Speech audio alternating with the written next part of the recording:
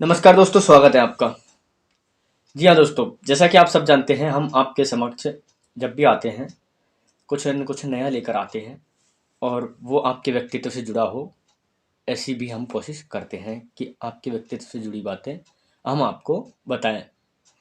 तो इसी सिलसिले में दोस्तों, आज हम पहुँचे हैं। एक ऐसी चीज़ है जो हमारे नज़र से छूट रही थी और आप उसे जाने तो बहुत अच्छा रहेगा। वैसे वो जो अध्ययन अध्यापन का क्षेत्र होता है उसके लिए ज़्यादा होती है, अर्थात कि जो शिक्षक लोग होते हैं उनके लिए वो चीज़ ज़्यादा होती है। शिक्षक भर्ती परीक्षाओं में आती भी है। तो अगर आप शिक्षक भर्ती परीक्षा के अभ्यर्थी हैं तो उसे देख सकते हैं, कोई दिक्कत नहीं है। तो दोस्तों, ये ऐसी चीज़ है जो आम आदमी के काम आती है। हमने सोचा है कि आपको ऐसी चीज़ के बारे में बताया जाए। अभिरुचि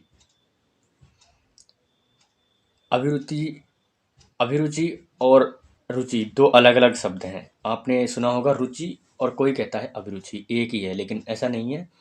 दोनों अलग अलग शब्द है दोस्तों, अलग अलग शब्द है। इंटरेस्ट होता है जिसका अर्थ होता है रुचि, और अभिरुचि होता है जो एप्टीट्यूड होता है। तो एप्टीट्यूड और इंटरेस्ट में क्या अंतर है? वैसे दोनों का अंतर हम जानेंगे। इससे पहले हम दोनों की परिभाषाएं और इनके संबंध में कुछ मुख्य मुख्य बातें जान लें। तो सबसे पहले आइए हम जानते हैं कि हम रुचि किसको कहेंगे। रुचि हम किसको कहेंगे? रुचि हमें जैसे भावात्मक रूप में और क्रियात्मक रूप में इसी प्रकार से प्रभावित करती है। तो प्रभावित कैसे करती है कि हमें प्रेरणा देती है रुचि। अभिरुचि भी हमें प्रेरणा देती है, ऐसी बात नहीं है, लेकिन अलग अलग बातें हैं, दोनों को बाद में समझेंगे। लेकिन पहले हम रुचि की परिभाषाएं और रुचि के बारे में अध्ययन कर लेते हैं। तो दोस्तों, रुचि हमारे शरीर में एक प्रकार की अभिप्रेरक शक्ति है जो हमें संज्ञानात्मक, भावात्मक, क्रियात्मक रूप से प्रेरित करती है। अर्थात कि हमें अपने अंदर से मोटिवेट करती है कि हमें ये काम करना चाहिए और इस काम में हमें अच्छा लग रहा है, ऐसा हमको महसूस अपने आप हो जाता है। या फिर क्या है कि किसी काम को करने में हमें जो प्रसन्नता और संतुष्टि होती है। प्रसन्नता और संतुष्टि का मतलब है कि हमने अगर रोज के 1 घंटा पढ़ना है, रोज का 1 घंटे पढ़ना है, तो 1 घंटे पढ़ने में हमें अगर सुकून मिल रहा है, संतुष्टि हो रही है, अच्छा लग रहा है, तो वो हमारी एक रुचि हो जाती है। ठीक है, यानी कि जिस काम में हमें संतुष्टि होती है, बिल्कुल उसको करने के बाद में हम अपने आप के मन में एक अच्छा महसूस करते हैं, वो हमें प्रसन्नता भी करती है, हमारा तनाव दूर करती है कहने का मतलब। और उसको करने में हम अपने आप को क्या है कि सक्षम तो पाते ही हैं, उसको करने में हम अपने आप को जुड़ा हुआ महसूस करते हैं। तब भी जुड़ा हुआ महसूस करते हैं जब हम तनाव में हो, तब भी जुड़ा हुआ महसूस करते हैं जब हम अपने आप में कुछ विशेष करने के उसमें हो। अर्थात कि जिस काम को करने में हमारा मन हमेशा लगा रहे, वो काम हमारी इंटरेस्ट हो जाता है, रुचि।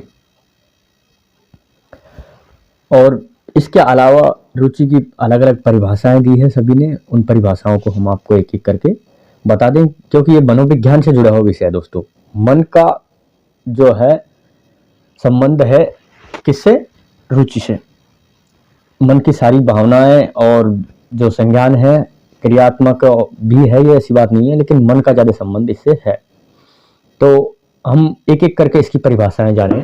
सबसे पहले रुचि की परिभाषा जो दी है वो दी है रास ने। रास क्या कहते हैं? जो वस्तु हमारे सामाजिक संबंध होती है उसे हम रुचि कहते हैं। यानी कि हमारे सामाजिकता से जुड़ी हुई चीजों को हम रुचि कहते हैं। हमारी सामाजिकता से जुड़ी रहती है रुचि, अधिक जुड़ी रहती है, ऐसा उन्होंने कहा है। ऐसा भी नहीं कहा डायरेक्टली कि सामाजिकता से जुड़ी हुई चीजें ही रुचि है। ठीक है दोस्तों, गिलफर्ड भी एक प्रसिद्ध मनोवैज्ञानिक रहे हैं। अगर आप शिक्षा के क्षेत्र में हैं तो गिलफर्ड का नाम आपने जरूर सुना होगा। बाल विकास के क्षेत्र में और व्यक्तित्व के क्षेत्र में गिलफर्ड का नाम महत्वपूर्ण आता है। तो गिलफर्ड ने क्या कहा है? रुचि किसी भी क्रिया वस्तु पर ध्यान देने द्वारा ध्यान देने या उसके द्वारा आकर्षण होने या उसे पसंद करने तथा संतुष्टि पाने की प्रवृत्ति है। यानी प्रवृत्ति है, एक प्रवृत्ति का मतलब एक जो है हमारी मनोवृत्ति है, हमारे मन की संतुष्टि है। जो किसी भी चीज को हम पा जाते हैं उसके बाद में हम संतुष्ट हो जाते हैं, या फिर किसी भी व्यक्ति पे हम विशेष ध्यान देते हैं, किसी वस्तु पे हम ध्यान देते हैं विशेष रूप से, उस ध्यान देने की जो क्रिया है उसको ही हम कहते हैं रुचि। एक क्रिया है, रुचि एक क्रिया भी है जो व्यक्ति, वस्तु और कोई कार्य है, क्रिया जिसको करने या फिर उससे पसंद करने, लगातार करने के पसंद करने के पीछे की जो बात होती है उसे संतुष्ट हो जाते हैं हम, उसे ही हम कह सकते हैं रुचि, गिलफर्ड के अनुसार। और क्रो एंड क्रो, एजुकेशन के क्षेत्र में क्रो एंड क्रो का नाम भी महत्वपूर्ण है और मनोविज्ञान के क्षेत्र में भी क्रो एंड क्रो का नाम महत्वपूर्ण है। तो क्रो एंड क्रो यानी कि दो उपतेक, Mrs Crow and Mrs Crow मान लीजिए आप, या क्रो ब्रदर्स मान लीजिए, लेकिन इनका कोई मेरे हिसाब से ऐसा रिलेशन हो सकता है। तो रुचि क्या होती है? क्रो एंड क्रो के अनुसार रुचि होती है एक प्रेरणात्मक शक्ति होती है, एक प्रेरणात्मक शक्ति होती है, प्रेरक शक्ति होती है जो किसी व्यक्ति, वस्तु अथवा क्रिया के प्रति ध्यान देने के लिए हमें प्रेरित करती है। यानी कि रुचि हमारे अंदर से, मन से, जैसा कि हमने आपको शुरू में बताया था कि रुचि हमारे संवेगों से जुड़ी हुई होती है जो हमें प्रेरित करती है कि हम किसी भी काम के लिए, किसी व्यक्ति के प्रति कोई उसका, आप जानते हैं कि प्रेम जिसको आजकल कहते हैं लोग, जिसको आकर्षण कहता हूं मैं, क्योंकि प्रेम में आकर्षण का कोई संबंध नहीं है, लेकिन आजकल के जो प्रेम है उसमें आकर्षण का ज्यादा संबंध है। इसीलिए उसमें हम देखते ही किसी व्यक्ति के प्रति रुचि लेने लगते हैं। रुचि लेने लगने का मतलब उसकी सारी बातें हमें अच्छी लगने लगती है। तो वही बात आ गई, किसी व्यक्ति की बातें अच्छी लगना, कोई काम करना, हमें जो आदत हो जाती है ना हमें नशे वगैरह की, उसे हम रुचि कहते हैं। लेकिन ये प्रेरणा के क्षेत्र में है, नकारात्मक नहीं है, इसीलिए हम इसे नशे के क्षेत्र में नहीं कह सकते। अच्छी बातों को ही हम रुचि कहेंगे, बस सीधी बात यह है, जो हमें हमें फायदा पहुंचाती हो और हमें प्रेरित रखती हो, हमेशा प्रेरित। तो एक सामूहिक परिभाषा जानेंगे, क्रो एंड क्रो, गिलफर्ड, रास आदि, ली वगैरह भी देते हैं परिभाषा, लेकिन हम आपसे मुख्य रूप से जो रुचि है उसकी परिभाषा जानेंगे। एक सामूहिक परिभाषा देखें तो रुचि एक ऐसी प्रेरक शक्ति है जो किसी भी व्यक्ति, वस्तु या किसी क्रिया के प्रति ध्यान देने के लिए हमें प्रेरित करती है। जैसा कि क्रो एंड क्रो ने कहा है, वो लगभग मिला हुआ है। हमारे आंतरिक एक ऐसी शक्ति जो हमें किसी कार्य के प्रति रुचि प्रकट करने में मजबूर करती है, वो हम कह सकते हैं रुचि। ठीक है दोस्तों, तो रुचि के संबंध में, परिभाषा के संबंध में इतना ही काफी है। आगे अगर महत्वपूर्ण बातें हो तो मैं आपको बता दूंगा। तो रुचि के जो पक्ष हैं वो तीन तरीके से हम समझ सकते हैं। एक तो जानना होता है, और एक होता है अनुभव करना, और एक होता है इच्छा करना। यानी तीन स्टेप होते हैं इसके। एक, पहले तो हम किसी चीज को जानते हैं, फिर उसका हम अनुभव करते हैं, फिर उसके बारे में हम क्या करते हैं, इच्छा व्यक्त करते हैं। समझ रहे हैं आप? तीन स्टेप होते हैं। जैसे कि हमने मुंशी प्रेमचंद जी की कहानी नमक का दारोगा पढ़ी, मान लीजिए पढ़ ली, तो उसमें क्या आई, आदमी की ईमानदारी और देशभक्ति आई। ठीक, ईमानदारी और देशभक्ति के बारे में हमने जाना मुंशी प्रेमचंद की कहानी में, पढ़ लिया। फिर उसके बाद में हमने अनुभव किया, कैसे कि काश अगर हम भी दारोगा होते, काश अगर हम भी दारोगा होते तो हम इस प्रकार करते, या फिर हमारी जिंदगी में कोई ऐसा मौका आ गया छात्र जीवन में कि हमने इस प्रकार का काम किया तो हम उससे मिलान कर लेंगे, अनुभव हमारा वो मिल जाएगा। दो चीजें, दो स्टेप हो गए, हमने जाना उसके बारे में और उसे अनुभव किया। तीसरा स्टेप होता है उसके बारे में इच्छा व्यक्त करना। अब हम जब भी देखेंगे तो मुंशी प्रेमचंद जी की कहानी देखेंगे, क्योंकि मुंशी प्रेमचंद जी को जान लिया, उनके व्यक्तित्व को कहानियों के माध्यम से जान लिया हमने। या फिर हम जब भी पढ़ेंगे ईमानदारी की बातें पढ़ेंगे, क्योंकि मुंशी प्रेमचंद जी की कहानी नमक का दारोगा में हमने ईमानदारी की बातें पढ़ी है। तो ये 3 चीजें स्टेप बाय स्टेप हो जाती है, अभिरुचि से नहीं सॉरी रुचि हो जाती है ये। तो हमारी रुचि हो गई लगातार प्रेमचंद जी को पढ़ना, और प्रेमचंद जी हमें अच्छे लगने लग गए विशेष रूप से, तो ये हो गई रुचि। ठीक है दोस्तों, तो ये आप उदाहरण के स्वरूप समझ सकते हैं, कोई समस्या नहीं है। अब इसमें क्या है कि प्रभाव होता है, रुचि हमारी नकारात्मक भी जा सकती है, सकारात्मक भी जा सकती है, लेकिन हमें रुचि को एक नकारात्मक रूप में न लेकर के सकारात्मक ही लेना है। इसीलिए रुचि को हम प्रेरक ही मानते हैं, सकारात्मक ही मानते हैं। वैसे नकारात्मक अगर हम माने तो मान सकते हैं, लेकिन नकारात्मकता से हमें बचना है हर जगह पे। तो रुचि की प्रभावित करने वाले कारक पड़े, इससे पहले हम इसकी विशेषताएं जान लेते हैं। कुछ विशेषताओं के अंतर्गत, जैसा कि आप जानते हैं कि रुचि की परिभाषाओं में से ही विशेषता निकल कर आएंगी। तो परिभाषा क्या होती है? एक तो रुचि जो होती है वो होती है एक प्रेरक शक्ति होती है, ये बात अटल है। प्रेरक शक्ति होती है तो ही तो हमें कोई काम करने के प्रति वो अंदर से मोटिवेट करती है। एक मोटिवेशनल पावर होती है रुचि। एक भावात्मक पावर भी होती है, क्योंकि हमारी भावनाओं से जुड़ी होती है। हमने कोई चीज देखी, उसे अनुभव किया, तब जा करके हम उसे करेंगे। तो भावनाओं से जुड़ी हुई चीज भी हो गई, प्रेरक शक्ति भी हो गई। अब क्या है, रुचि, मैंने आपसे कहा प्रेमचंद की कहानी आप पढ़ेंगे, प्रेमचंद की कहानी आप जान जाएंगे, ठीक है, कोई बात नहीं। लेकिन हमने क्या जाना कि हमको हो गई खांसी, ठीक है, और हमने अगर डॉक्टर के पास न जा करके, हमारे पड़ोस में कोई बुजुर्ग व्यक्ति है, उन्होंने बताया क्या कि आप शहद ले लीजिए, इसमें ये गिर लीजिए और आप आराम से खांसी से बरी हो जाएंगे। आपने ऐसा किया, तो आपने जाना खांसी के विशेष बारे में, और आपने ऐसा किया और आपने अनुभव किया कि खांसी मिट गई, अनुभव हो गया आपका। थर्ड स्टेप जो आपका आ गया, आप रुचि लेंगे आगे से ऐसी वैदिक क्रियाओं में, ऐसी वैदिक क्रियाओं में रुचि लेंगे, या फिर उस व्यक्ति के कामों में रुचि लेंगे, या फिर आपके खांसी जब भी होगी वो काम आप पक्का करेंगे, क्योंकि आपने अनुभव कर लिया कि ऐसा होता है। सकारात्मकता हुई तो परिवर्तनशील हुई, या फिर आपने खांसी की ये एक प्रक्रिया करी और दूसरी प्रक्रिया किसी ने अच्छी बताई, आपने उसको चेक किया और वो हो गई, तो रुचि बदल गई आपकी। इसलिए परिवर्तनशील होती है।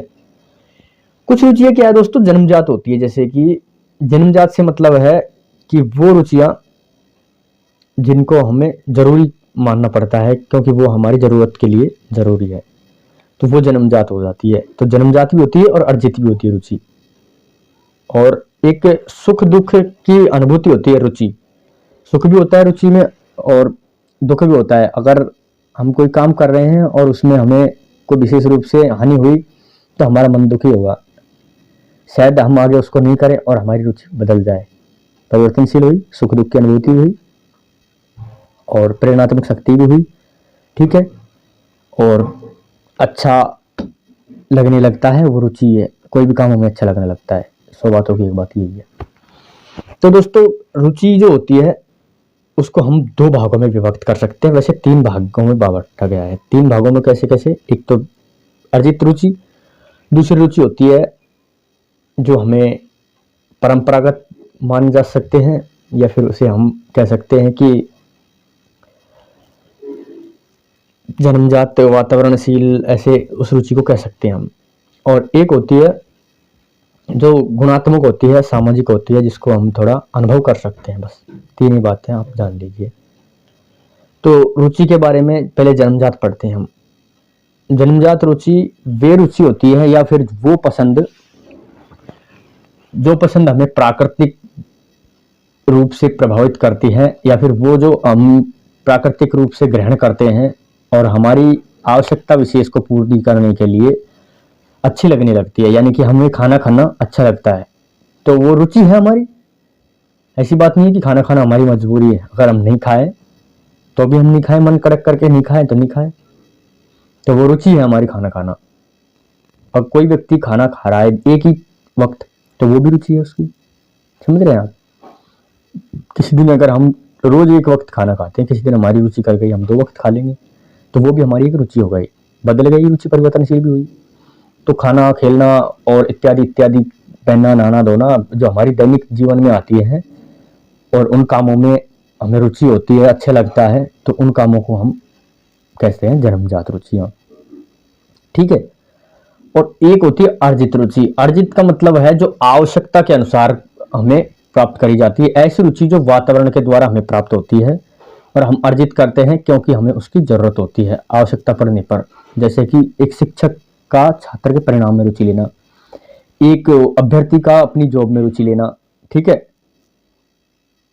जॉब में रुचि लेना, एक विद्यार्थी का अपने शिक्षक के प्रति, उसके व्यवहार के प्रति रुचि लेना, क्योंकि वो अपने शिक्षक से सीखेगा, वातावरण से सीख रहा है लेकिन फिर भी उससे सीख रहा है। ठीक है। और अगर आप देखें तो एक जो होती है अर्जित रुचि, वो होती है जो हम किसी के अंदर इंटरेस्ट लेते हैं, जिसको मैं आकर्षण अभी आपसे कह रहा था, वो भी अर्जित रुचि के अंदर ही आता है।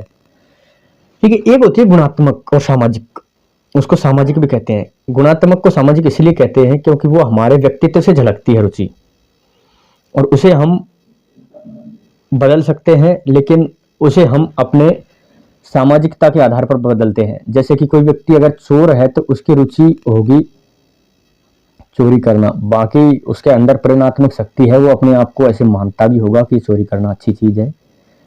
हो सकता है चोरी करके वो गरीबों का भला कर रहा हो, लेकिन चोरी तो चोरी है ना। ऐसे गुणात्मक होती है। सामाजिक आदमी का जैसा जीवन है उसके ऊपर निर्भर करती है। विद्यार्थी की रुचि पढ़ने में रहेगी तो रहेगी, वो किसी व्यक्ति की काम करने वाले की रुचि काम करने में रहेगी तो काम करने में रहेगी। तो वो होती है गुणात्मक। गुणात्मक होती है जो हमारे गुणों के आधार पर, व्यक्तित्व के आधार पर निर्धारित अपने आप ही हो जाती है, और वही चीजें हम महसूस करते हैं, वही चीजें हमें अच्छी लगने लगती है।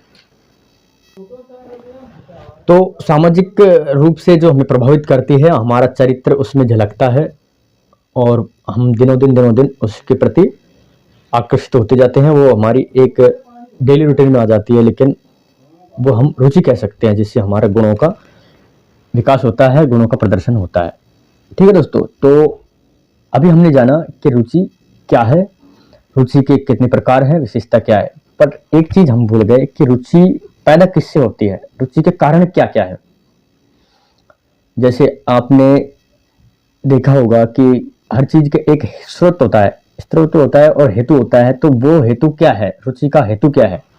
तो रुचि के हेतु क्या है दोस्तों, इस पर विचार अगर आप करेंगे बड़ी भाषाओं के अनुसार या फिर अपने अनुभवों के आधार पर, तो जब हम किसी काम में रुचि लेते हैं तो उस काम में हमको सबसे पहले उसकी आवश्यकता होती है। या तो जब हम रुचि लेते हैं, अगर हमें कोई चीज चाहिए, या कि हम मान लीजिए अपने शरीर में कमजोरी महसूस कर रहे हैं, ठीक है, तो शरीर में कमजोरी महसूस कर रहे हैं तो हम क्या करेंगे, थोड़ा व्यायाम करेंगे, एक्सरसाइज, योगा वगैरह करेंगे, और वो हमारी एक धीरे धीरे रुचि हो गई। एक्सरसाइज करना हमको अच्छा लग रहा है क्योंकि वो हमें जरूरत तो पड़ी, लेकिन वो हमारे लिए प्रेरणात्मक शक्ति है, लाभदायक भी है।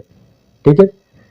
या फिर कोई टारगेट हुआ, हमारा टारगेट हुआ कि हमें 10 किलो वजन बढ़ाना है, तो वो भी हो गया। हमारा टारगेट हुआ कि हमें तो यूपीएससी क्लियर करना है और हम दिन रात पढ़ रहे हैं। हमें पता चला कि हम टारगेट रख रहे हैं कि हमें तो आर्मी की भर्ती पास करनी है, और हम दिन रात एक्सरसाइज कर रहे हैं, दौड़ रहे हैं वगैरह वगैरह। तो वो हमारा हो गया लक्ष्य हो जाता है।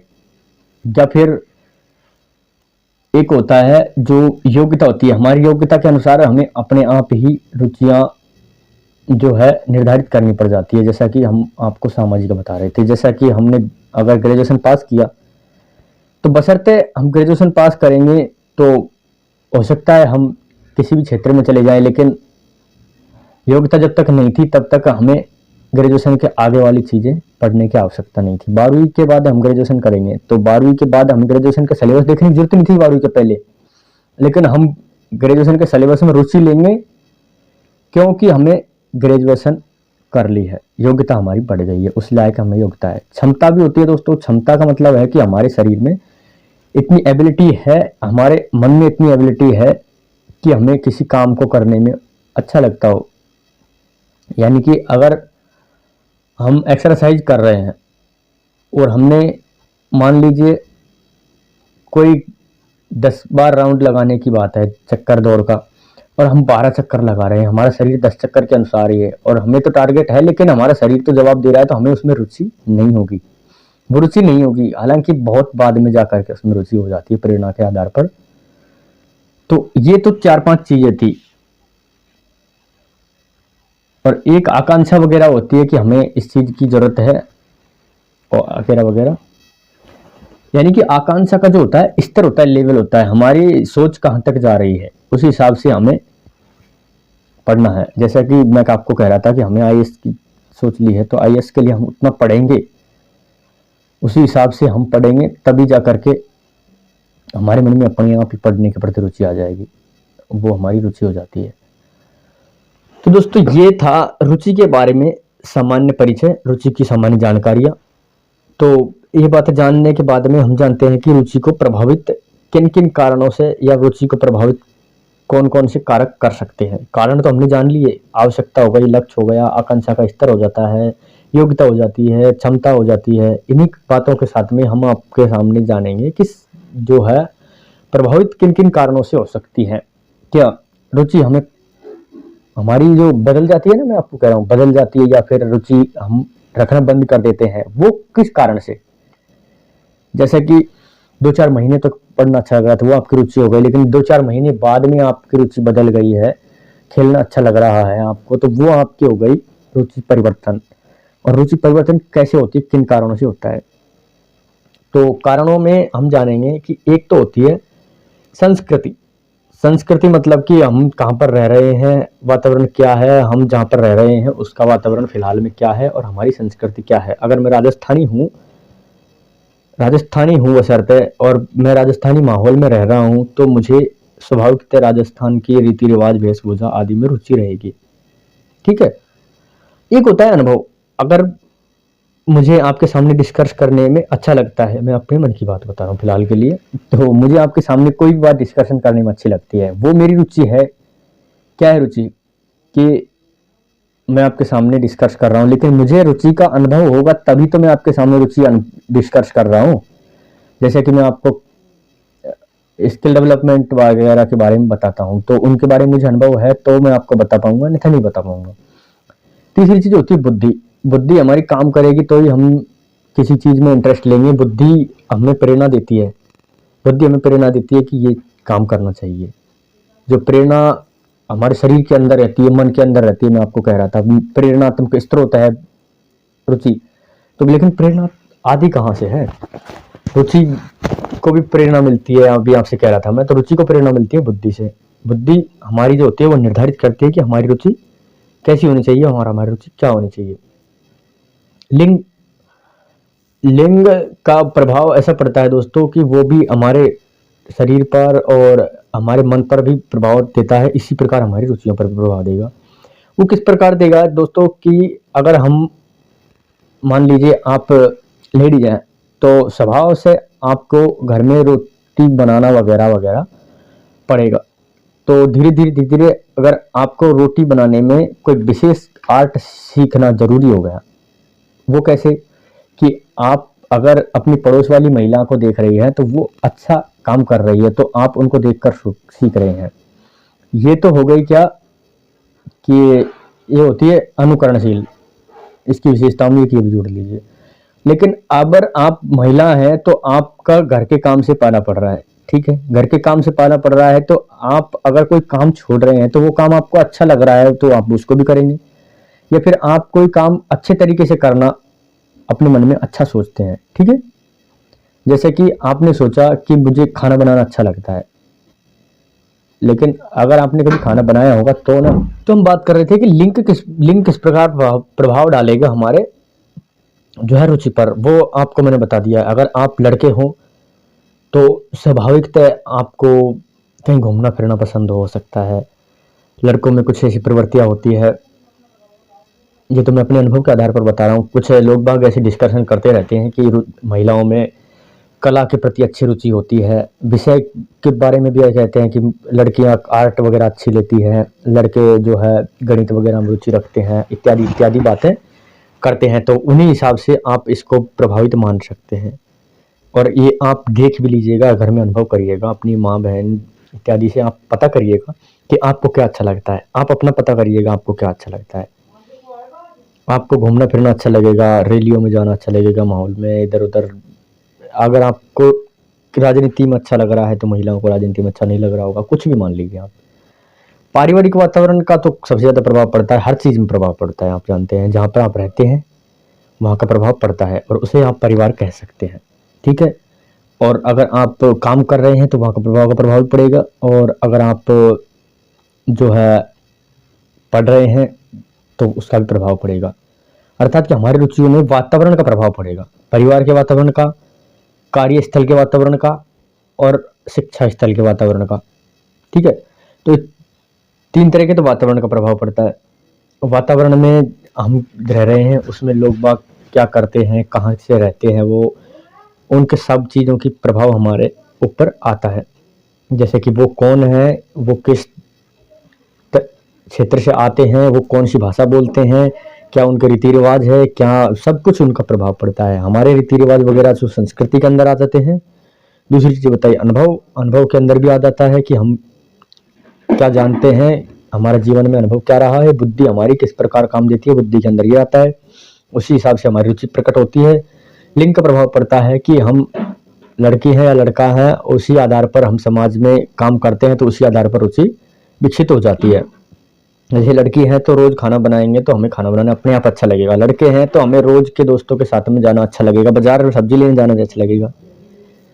परिवार और वातावरण, इनका प्रभाव मैंने आपको बता ही दिया है। तो दोस्तों अभी फिलहाल के लिए यहीं पर इस वीडियो का अंत करते हैं, क्योंकि अभी अभिरुचि पढ़नी है। तो अभिरुचि जब हम पढ़ेंगे उसके बाद में ही हम इन दोनों का अंतर कर पाएंगे, इसलिए पहले हम अभिरुचि पढ़ेंगे, उसके बाद में इन दोनों का अंतर करेंगे। इसलिए अभी रुचि हुई है, फिर उसके बाद में अभिरुचि होगी। तो इन्हीं बातों के साथ में लेते हैं आपसे विदाई। नमस्कार, धन्यवाद।